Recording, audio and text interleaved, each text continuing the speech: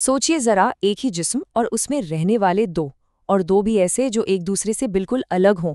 एक को चाहिए नॉर्मल जिंदगी और दूसरे को उसकी डाइट में चॉकलेट के साथ साथ इंसानी दिमाग भी शामिल है। तो आज हम एक ऐसे ही अजीब, उलझे हुए और सच कहें तो काफी खतरनाक रिश्ते की कहानी सुनेंगे। और ये बात बिल्कुल साफ हो जाती है वेनम के इस डायलॉग से।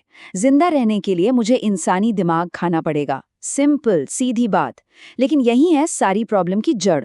देखिए, वेनम एक एलियन सिम्बायोट है, मतलब एक ऐसा जीव जिसे जिंदा रहने के लिए एक होस्ट, एक मेजबान चाहिए। और वो मेजबान है एडी ब्रॉक। अब वेनम को जिंदा रहने के लिए ब्रेन्स चाहिए और एडी को बस एक नॉर्मल सी लाइफ। बस यहीं से शुरू होती है इनके टॉक्सिक रिलेशनशिप की कहानी। तो उनका रिश्ता है कैसा? एक तरह से ये एक पैरासिटिक पार्टनरशिप है। एक ही जिस्म में कैद दो जिंदगियां। अजीब बात यह है कि ये एक दूसरे के बिना अधूरे हैं, लेकिन साथ रहकर भी कभी पूरे नहीं हो सकते। अब साथ रहना है तो कुछ रूल्स तो बनाने पड़ेंगे ना, तो उन्होंने भी बनाए। लेकिन ये रूल्स रोज टूटते हैं। उनकी सुबह शुरू होती है चॉकलेट और मशरूम पर बहस से, और रात आकर रुकती है मुर्गियों और इंसानी दिमाग की डिमांड पर। तो एक बहुत ही नाजुक सा समझौता इनके बीच, जिसके नीचे हमेशा एक तूफान पलता रहता है। और ये जो उनका डील है ना, इसमें उनके बीच की दरार बिल्कुल साफ नजर आती है। एक तरफ एडी के रूल्स हैं, लोगों को नहीं खाना। दूसरी तरफ वेनम की जरूरत, मुझे इंसानी दिमाग खाना ही है। एडी कहता है चलो मुर्गियों से काम चला लो, तो वेनम की डिमांड आती है अगली बार बोनलेस चिकन लाना। मतलब ये एक ऐसी लड़ाई है जो कभी खत्म ही नहीं हो सकती। एडी चुपचाप लो प्रोफाइल रहना चाहता है, और वेनम, वो तो अपनी पावर से दुनिया हिलाने के लिए बेताब है। और यहीं वेनम को सबसे ज्यादा फ्रस्ट्रेशन होती है। उसको लगता है कि हम, मतलब वो और एडी, मिलकर कुछ भी कर सकते हैं, लेकिन एडी की वजह से वो अपना टैलेंट बर्बाद कर रहे हैं। उसकी हालत तो उस शेर जैसी हो गई है जिसे घास फूस खाने पर मजबूर किया जा रहा हो। तो एडी की ये अंदर की लड़ाई तो चली रही थी, पर अब उसकी जिंदगी में एक और तूफान दस्तक देने वाला था। और इस तूफान का नाम था एन, उसकी एक्स फियांसे। जब एन का फोन आता है ना, तो एक सेकंड के लिए एडी और हाँ वेनम को भी एक उम्मीद सी जागती है। शायद शायद सब ठीक हो जाएगा, शायद एन वापस आ रही है। लेकिन फोन के दूसरी तरफ से जो खबर आने वाली थी, वो उनके जख्मों पर मरहम नहीं, नमक लगाने वाली थी।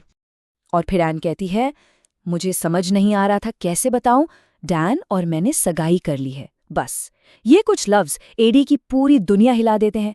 एन, जिसे वो अब भी चाहता है, अब किसी और की होने वाली है। ये एक ऐसा इमोशनल ब्लो था जो एडी को अंदर से बिल्कुल तोड़ कर रख देता है। इस खबर के बाद तो जैसे सब कुछ बिखर जाता है।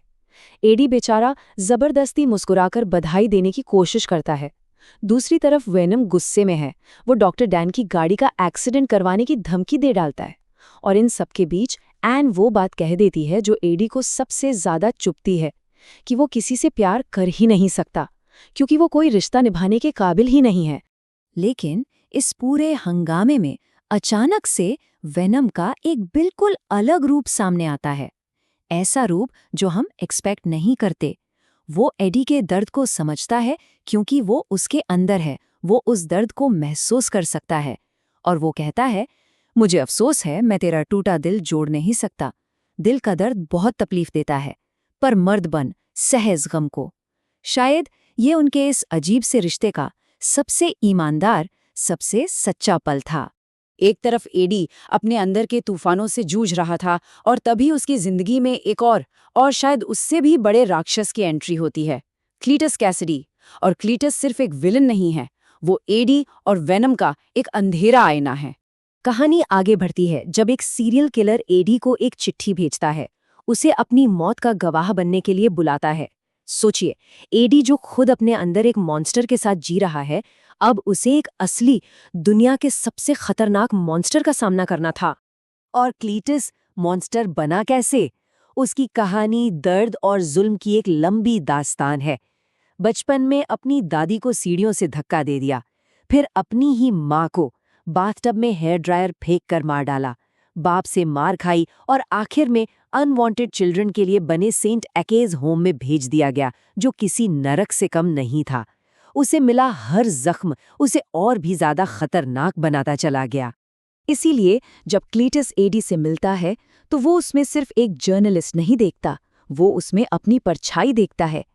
और जब वो कहता है तुम और मैं एक जैसे हैं, तो वो असल में उनके अंदर के दर्द, उनके अकेलेपन के बीच एक बहुत ही अजीब, एक डरावना कनेक्शन बना रहा होता है।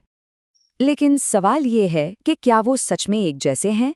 एडी के अंदर जो शोर है वो उसे खुद से लड़ने पर मजबूर करता है, जबकि क्लीटस का अंधेरा वो उसे दुनिया को तबाह करने के लिए उकसाता है। यहाँ तक कि वेनम, जिसे हिंसा से कोई परहेज नहीं, वो भी क्लीटस की बेमतलब की क्रुएलिटी से नफरत करता है। शायद इसीलिए क्योंकि वेनम को जिंदा रहने के लिए एक वजह चाहिए, जबकि क्लीटस वो तो बस तबाही चाहता है, बिना किसी वजह के। और अब कहानी उस मोड़ पर पहुंचती है जहां सब कुछ फटने वाला है। एडी और वेनम के बीच का सारा दबा हुआ गुस्सा, सारी फ्रस्ट्रेशन अब एक ज्वालामुखी की तरह फटने को तैयार है। वेनम का आर्ग्यूमेंट बिल्कुल साफ है।